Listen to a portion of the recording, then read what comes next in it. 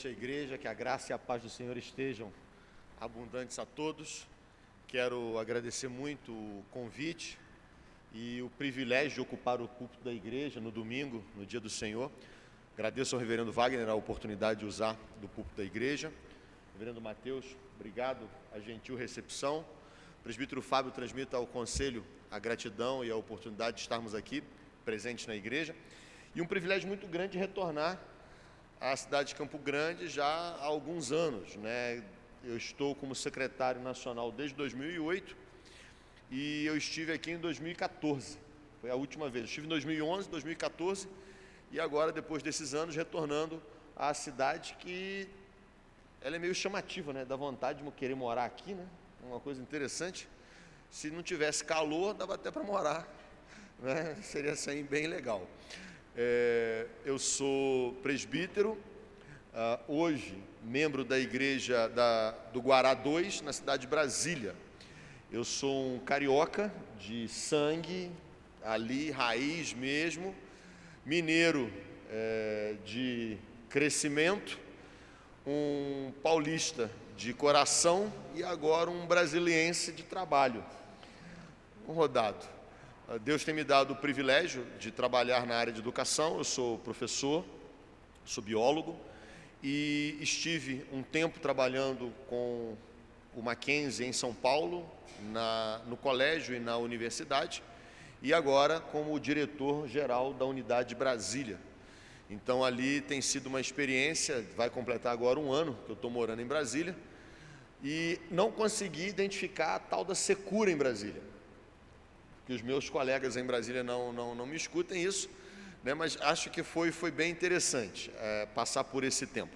Tem sido uma experiência muito bacana, o trabalho com a UMP, já vão para aí alguma coisa aí em torno de 14 anos como secretário nacional.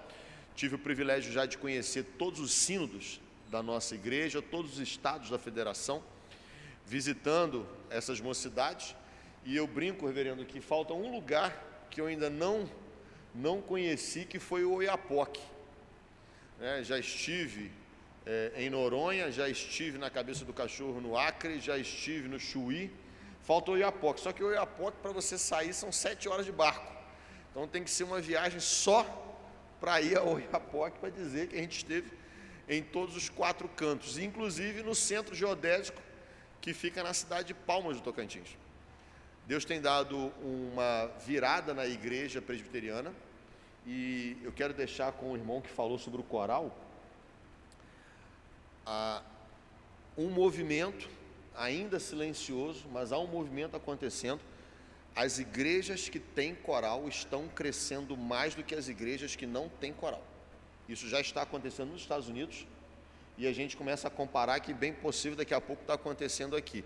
Então, para você que viu o coral participando hoje, não perca o bonde da história, porque a história está dizendo que a igreja vai passar por um grande crescimento e o coral vai ser um instrumento de Deus. Então, participa do coral. Amém? Já começa a se preparar para a cantata de final de ano, de Natal, que eu tenho certeza que o coral já está ensaiando. Mas lógico que dá tempo. Desculpa, viu, maestrina? Eu estou aqui falando da senhora aqui, mas fazendo a propaganda do coral, porque eu sou um apaixonado, né? Um baixo que queria ter mais tempo para poder cantar no coral, mas lá em Brasília já me pegaram. Então eu estou achando que eu vou fazer a cantata de Natal no final do ano, e isso é um privilégio muito grande. Conhecer a mocidade, conhecer um pouquinho do potencial que aqui tem, e eu quero dizer para vocês que tem um potencial gigante com um grupo de jovens que faz parte dessa igreja.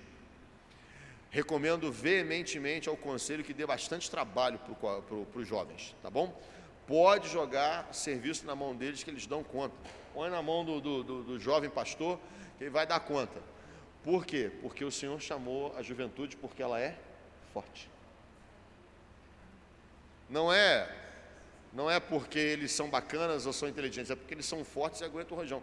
Então, pode chamar o conselho e colocar serviço para a juventude, que em breve essa igreja aqui vai estar lotada de jovens, para a glória e para a honra do nome do Senhor. Porque Deus está chamando o seu povo nesses dias. Deus está chamando os seus eleitos nesse tempo. E a igreja tem que ser a voz profética que proclama esse evangelho nesse tempo. Gostaria de convidá-los a abrirem suas Bíblias, segundo livro de Reis, capítulo 20. Segundo livro de Reis, capítulo 20, do verso 1 até o verso 11. Segundo livro de Reis, capítulo 20, versos de 1 a 11. E mesmo assentados, com toda a reverência, faremos a leitura desse texto. Naqueles dias, Ezequias adoeceu de uma enfermidade mortal.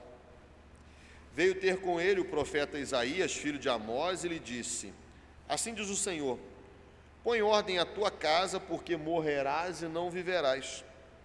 Então virou Ezequias o rosto para a parede e orou ao Senhor, dizendo: lembra-te, Senhor, peço-te, de que andei diante de ti com fidelidade e com inteireza de coração, e fiz o que era reto aos teus olhos.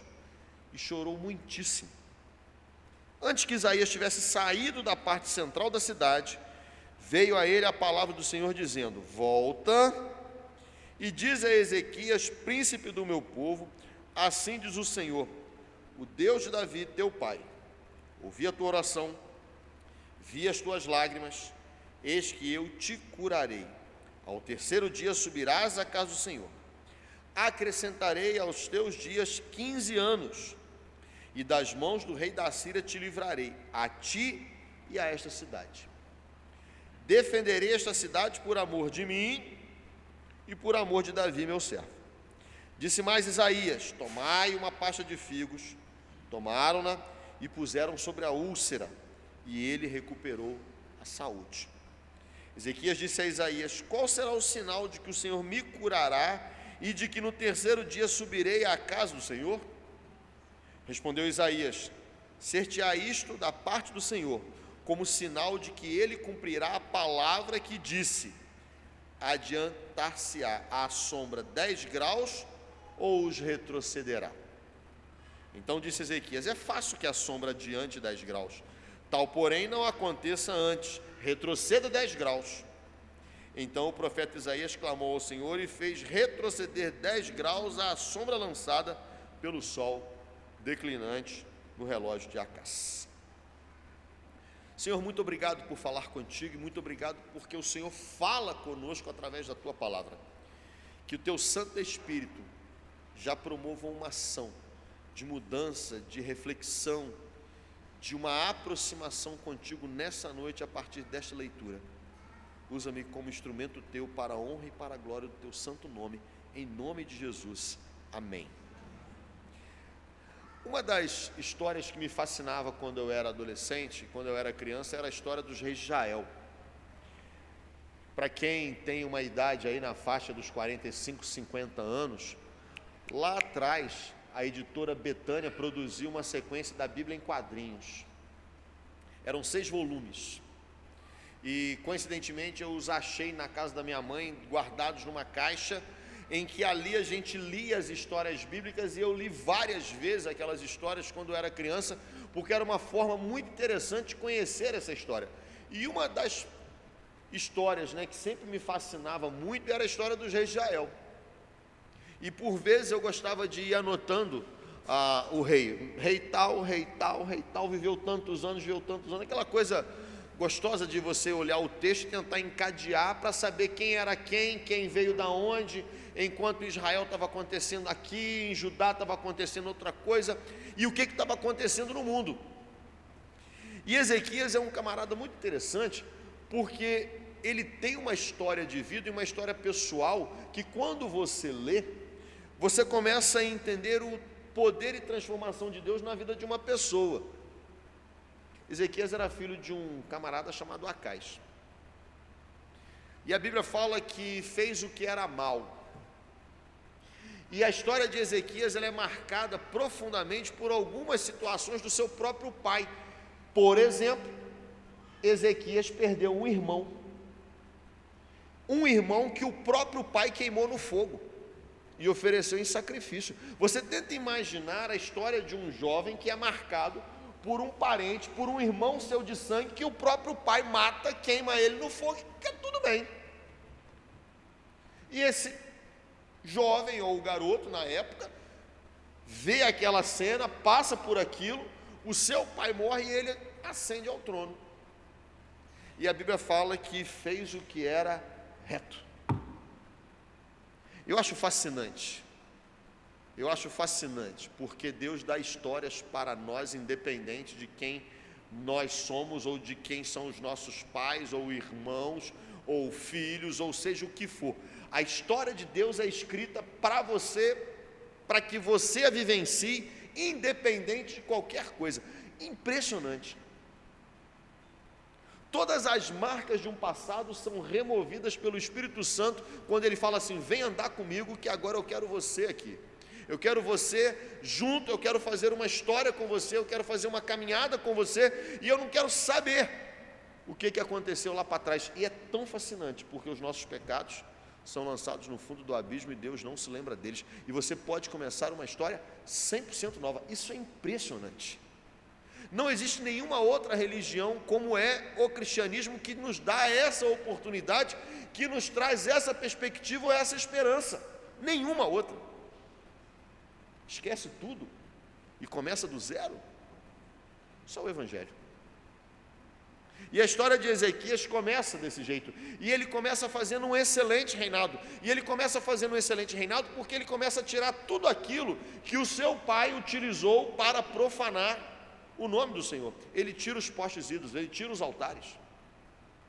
E Deus é tão misericordioso que Ezequias começa a enriquecer, começa a ganhar, começa a trazer riqueza para o povo, de tal sorte que outros começam a olhar para ele. E um desses homens é chamado de Senequeribe. E a Bíblia fala que aquele exército poderoso cercava Jerusalém e não havia como ocorrer vitória.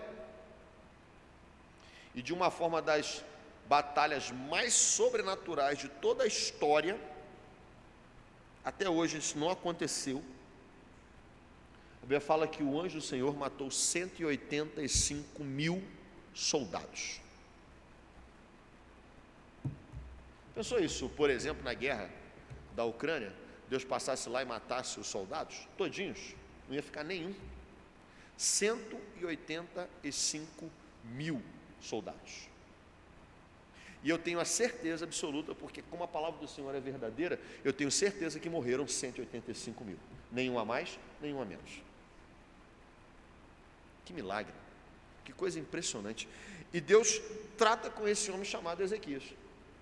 E esse texto que a gente lê é um grande divisor de águas. E é justamente com essa experiência que eu gostaria de convidá-los a meditarmos um pouquinho nessa noite, a partir dessa perspectiva ou da experiência de oração desse homem, no sermão que eu chamo de cuidado com a sua oração. Cuidado com o que você ora. E a primeira parte justamente do sermão é: pense muito no que você está orando. Por quê? Porque muitas vezes nós oramos e pedimos a Deus os desejos que estão no nosso coração. Desejos do coração não são pecado, mas sua oração não é atendida porque muitos desses desejos não são os desejos de Deus para você. Prestou atenção nisso? Você deseja uma coisa, mas você não tem a clareza de que é aquilo que Deus quer para a sua vida. Por isso que a gente pede e não recebe. E eu falei isso lá no acampamento. Você pede e não recebe porque você pede mal. O mal aí não é por maldade, você pede porque não é o que Deus quer para a sua vida. Nós erramos no foco da nossa oração. Nós não oramos dizendo: Senhor, revela a tua vontade para nós, para que eu possa orar de acordo com o teu coração. É interessantíssimo a perspectiva da oração. Alguns filhos, compreendem muito os pais e sabem como é que faz um determinado pedido.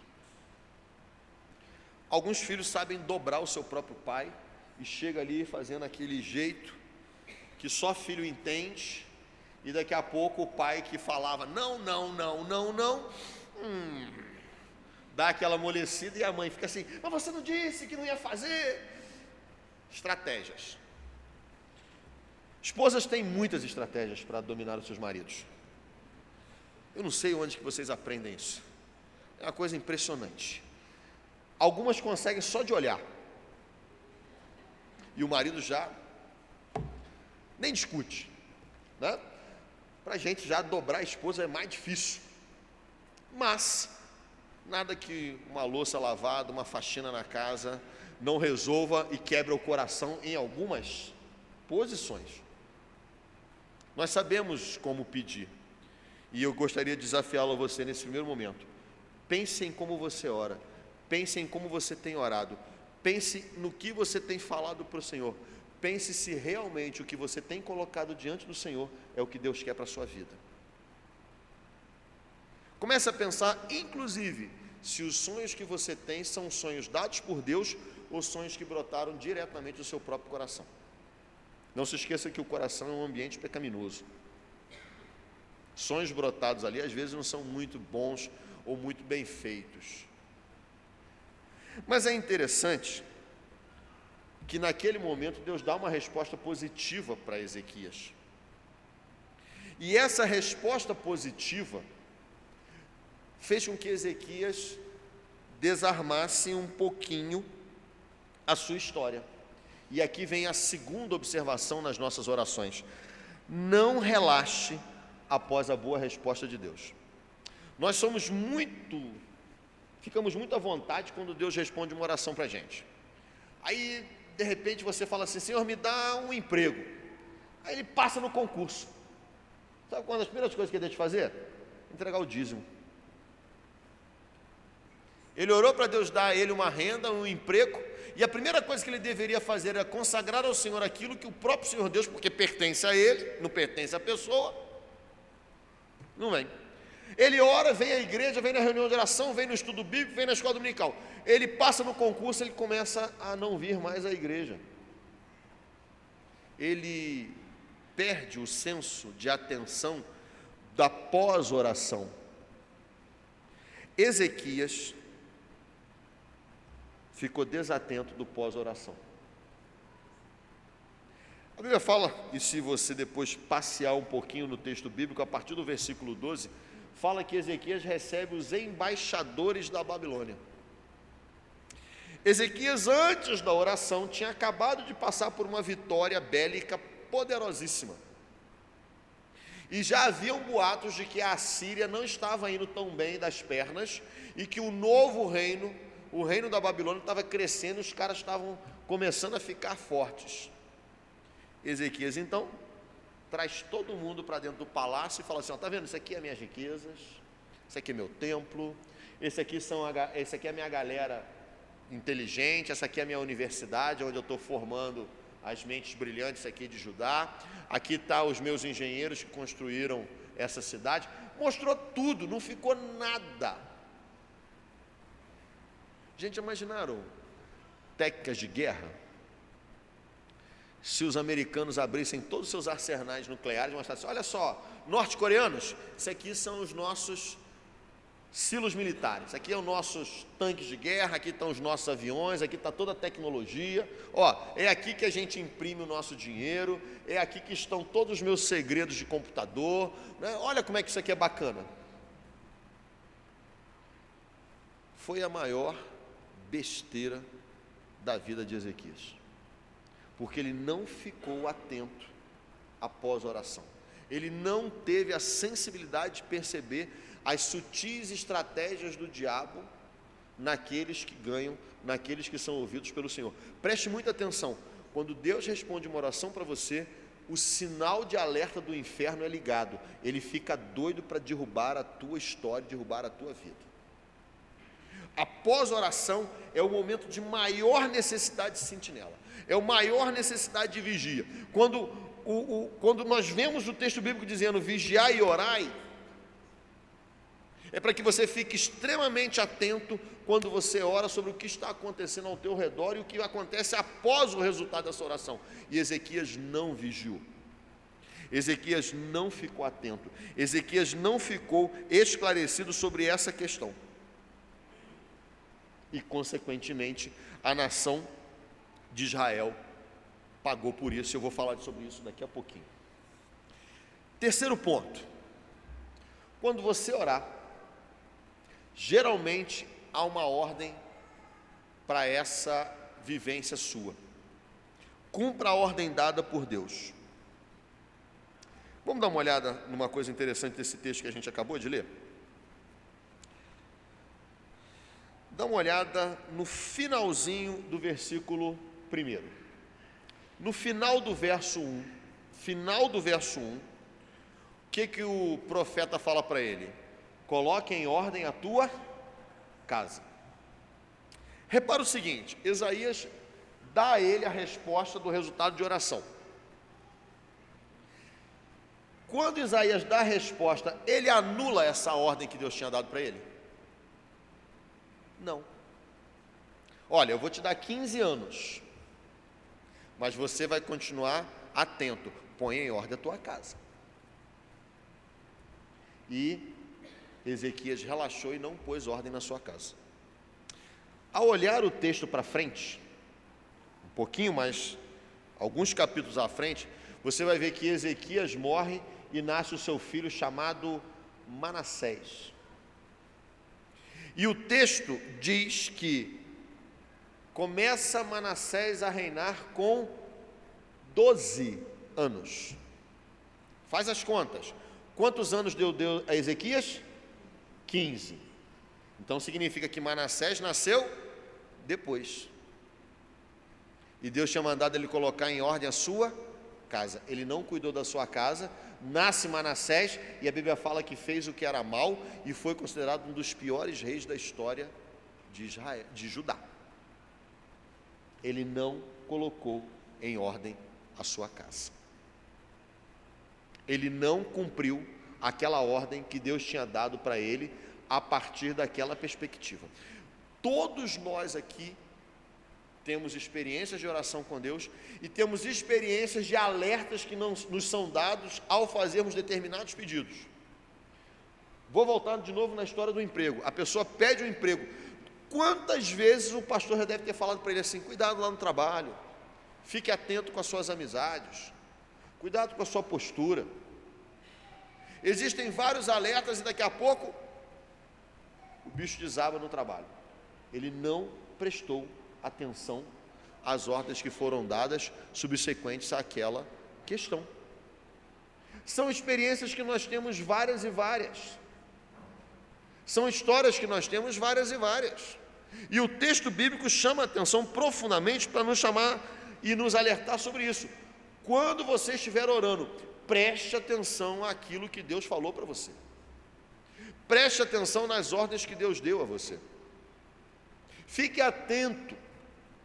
Nesse caso particular, Ezequias não executou essa ordem. Ele não foi atento na sua própria casa. Ele deveria ter passado mais tempo com Manassés. Ele deveria ter levado Manassés mais vezes ao templo. Ele deveria ter lido a Bíblia com Manassés. Ele deveria ter levado Manassés para ver, olha, está vendo? Isso aqui era o poste ídolo que eu derrubei. Não pode deixar ninguém reedificar novamente. Isso fica um alerta muito importante para nós. Principalmente para vocês, pais e mães. Não abra mão do tempo que você tem que dedicar para o seu filho. Esquece o jornal, esquece o vídeo do YouTube, esquece as mensagens do WhatsApp, esquece o Instagram, esquece qualquer outra coisa. Eu tenho que não vai malhar de noite, leva seu filho para jogar bola. Você correr com um moleque de 10 anos, você vai ver como é que você queima caloria. Gaste tempo com aquilo que é significativo. Senão, alguém vai gastar tempo para vocês e por vocês.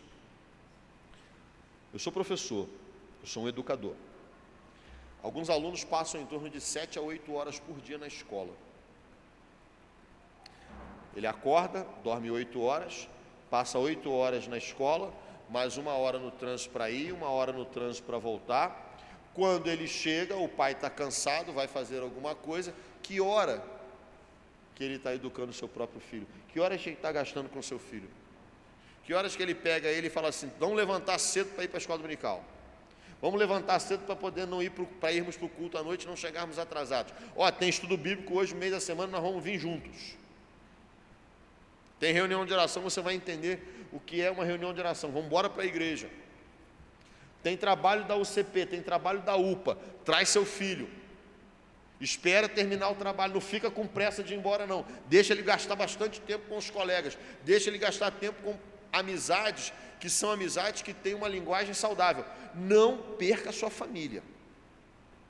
Põe em ordem a tua casa. Essa mensagem é um alerta profundo para nós. As consequências são muito duradouras. A Bíblia fala que Manassés morreu e nasceu o seu filho Amon, que foi tão ruim quanto o pai. A coisa só foi melhorar 3 gerações depois, quando chega Josias, que redescobre a lei, começa a ler a lei no templo e causa uma revolução no país novamente. Por último, más escolhas trazem consequências por muito tempo.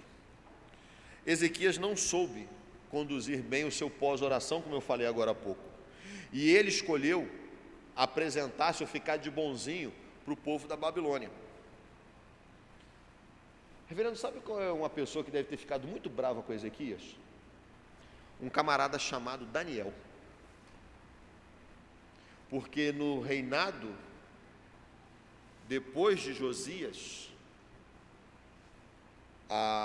Nabucodonosor invade Judá e leva os melhores. E um desses era um camarada chamado Daniel. Ele deve ter ficado muito bravo. Caramba, se o meu rei anterior não tivesse mostrado as belezas para a Babilônia, eu não estaria indo embora. Olha que coisa massacrante. Algumas gerações depois, o povo sofre por causa de uma escolha ruim. Más escolhas da nossa parte podem afetar toda a nossa história. Jovens e adolescentes, preste atenção.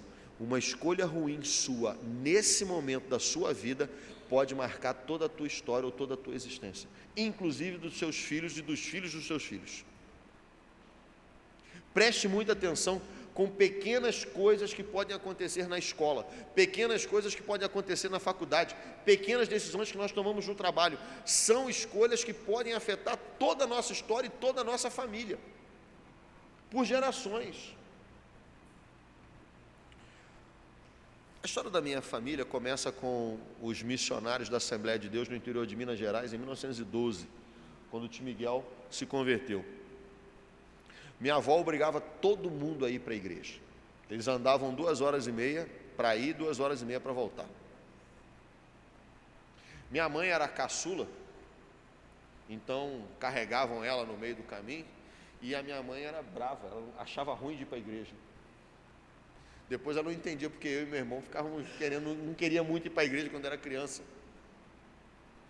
E graças a Deus tinha coisas muito interessantes na igreja que nos levaram a permanecer, e a minha conversão é aos 11 anos, e depois o meu batismo aos 16, e eu lembro disso até hoje. Porque alguém insistiu em um determinado momento com essas histórias. Preste muita atenção que boas escolhas perduram por gerações, más escolhas também. Boas escolhas duram por muito tempo, más escolhas também. Cuidado, jovem e adolescente, que o tempo de resposta, que você está ficando muito mal acostumado, que é o tempo do digital, que é o tempo do teu celular, que é o tempo do teu computador, que é o tempo que você leva para carregar alguma coisa ou para poder acessar determinada ação no ambiente virtual, perceba bem que esse tempo rápido demais não é o tempo real. Eu li uma reportagem na hora que eu estava vindo para cá, que alguns adolescentes não te escutam porque você fala devagar. Sabia disso? Ele está ficando tão acostumado em colocar o WhatsApp no 1 e-mail no 2, que se você não falar depressa, ele não entende. Preste atenção nisso. Por que o professor que fala pausadamente e fala devagar não está causando um grande impacto na escola? Eu tenho percebido isso. Já a galera que fala rápido demais, o pessoal parece que gosta, porque ele entende aquele cara que fala muito rápido. E você não está entendendo nada, mas seu filho está entendendo tudo. Isso tem um efeito, inclusive, psicológico. Eu tenho acompanhado algumas questões muito interessantes, e eu estou ano que vem eu quero fazer uma visita. É uma escola na Califórnia, que ela fica dentro do Vale do Silício. E é uma escola que não tem nenhum tipo de computador nessa escola. Só os computadores da secretaria. Não tem nada, tudo é quadro, giz, é tudo das antigas. Sabe quem estuda nessa escola? O filho do Larry Page, que é o dono da Google. Um dos caras mais visionários tecnologicamente falando, dono da maior empresa de tecnologia do mundo, os seus filhos estudam numa escola tradicional. Recomendo, e eu sei que alguns adolescentes vão ficar bravos comigo, recomendo que você recolha o celular dos seus filhos e só dê a eles se for extremamente necessário. Não tem nada ali que sirva para ele. A outra riu ali e falou assim: ai meu Deus do céu, será que minha mãe vai ouvir isso? Ela já balançou a cabeça assim: Senhor, tampa os ouvidos da minha mãe, Senhor, tampa os ouvidos da minha mãe, não deixa ela escutar esse sermão. Não, mãe, não pega meu celular não, mãe, escuta esse maluco que está falando ali na frente não, por favor, não faça isso. O campo visual, a luz azul do celular, ela é prejudicial ao seu filho e à visão dele. A luz azul reduz a taxa de melatonina, por isso que adolescente não dorme. Nós estamos falando de coisas que já são consagradas na ciência e a gente continua achando que elas não têm efeito ou não têm vantagem. E eu quero chamar a atenção de vocês: cuidem da casa de vocês. Percebam que algumas escolhas podem ter efeitos extremamente danosos ao longo de muito tempo. Ezequias traz para a gente um exemplo de alguém ou de algumas experiências que são um alerta. Alguém que viveu 700 anos, 750 anos antes de Cristo, mais os dois agora, quer dizer, quase 2.800 anos, e ainda assim o que ele viveu fala para nós e traz para nós exemplos até hoje. A palavra de Deus é o melhor exemplo de todos. As histórias que estão contidas na Bíblia devem ser relidas, devem ser analisadas sobre uma perspectiva desse tempo que a gente vive, porque tem muita coisa legal para a gente entender. Esse tempo, o tempo que nós vivemos hoje. Um rei que viveu numa época sem nenhum tipo de tecnologia, sem nenhum tipo de parâmetro que você possa usar de comparação para agora, e ainda assim, aquilo que ele viveu fala para nós nesse exato momento, no ano de 2022. Quero lembrar, eu brinco aqui, falei da questão do celular, mas lembre-se que você tem que mostrar para o seu filho, sentar para ele, conversar com ele, dialogar com ele. A minha mais velha, quando eu consigo conversar com ela, a gente consegue chegar a algum lugar, mas geralmente são conversas que duram 4, 5, 6 horas, porque ela quer saber detalhes de tudo, tem que explicar. E eu não estou falando de uma guria nova não, estou falando de uma moça de 23 anos, tinhosa, bruta, arrogante, lembra demais o pai. Interessantíssimo isso, como é que você olha os seus filhos e vê você neles. Mas quando você conversa e explica, depois de algumas horas, há um bom senso muito grande. Por quê? Porque a gente traz a palavra de Deus e a reverência que os nossos filhos aprenderam na caminhada cristã, quando a Bíblia é usada, isso tem um impacto profundo.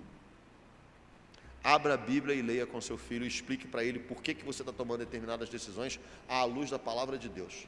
E eu não consigo entender muito isso não, então você, pai, começa a estudar mais a Bíblia, para você ensinar os seus filhos sobre isso. E eu quero chamar a atenção, viu, reverendo, a uma coisa importantíssima: esse papel é dos homens. As mulheres fazem, porque os homens muitas vezes são omissos. Quem pastoreia a sua casa é o homem. Quem governa a casa e ensina como sacerdote no seu lar é o marido, é o pai. Então lembre-se, se a sua família não está tendo determinados padrões, a culpa é sua. Você que tem que chamar todo mundo e falar assim: vem cá, reúne família aqui que agora eu vou dar uma instrução para vocês. Vamos abrir a Bíblia, vamos lá, vamos entender o que está acontecendo aqui. Vamos resolver esse dilema familiar à luz da palavra de Deus. Irmãos, à luz da palavra de Deus, os problemas se resolvem de forma sobrenatural.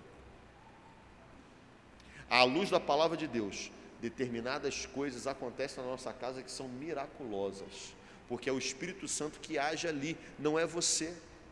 Já para perceber que muitas vezes está tentando e não consegue? Por quê? Porque falta aquele que dirige todas as coisas, que é o Espírito de Deus. É Ele que tem que estar à frente nessas grandes decisões. Essa é a história de Ezequias. Em um determinado momento ele tira Deus da história e tenta tomar as decisões sozinho. E toda hora que ele tomou a decisão sozinho, deu tudo errado. Traz Deus de volta para cá. Coloca Ele na tomada de decisões. Coloca a palavra do Senhor como parâmetro e referência. Há profundas vitórias para serem conquistadas na sua casa através dessa decisão. O exemplo de Ezequias mostra isso. Enquanto ele buscava o Senhor, corria tudo bem. Enquanto ele estava sintonizado com o que Deus estava dizendo, corria tudo bem. Na hora que ele tomou a decisão sozinha, correu tudo mal. Que a Igreja Presbiteriana Central de Campo Grande possa ser ricamente abençoada. Que o Espírito Santo de Deus abençoe a sua casa em nome de Jesus. Que abençoe a sua família. Abençoe os ministérios que são aqui revelados e operados para a glória do Senhor. E que essa igreja possa ser uma referência nessa cidade. Aqui a palavra do Senhor é pregada e vivida de forma plena. De uma forma sobrenatural. Que só de passar na porta as pessoas saibam que há alguma coisa diferente acontecendo aqui. Deus te abençoe. Obrigado, pastor. Em nome de Jesus.